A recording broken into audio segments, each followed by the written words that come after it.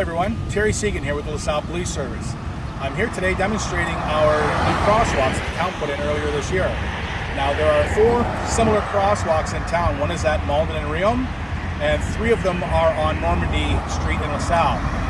Now you'll notice above me there is a flashing light. It's not flashing currently, but there's a flashing light that's put there to indicate for the pedestrians when they want to cross.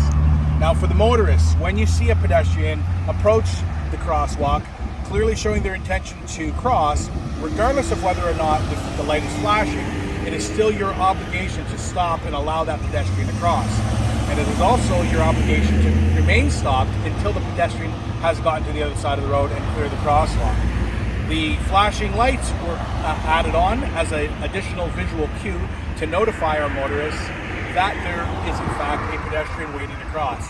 So please, when you see a pedestrian at the crosswalk was showing their intention to cross, or you see the lights flashing, please stop and make sure that you allow our pedestrians to cross the road.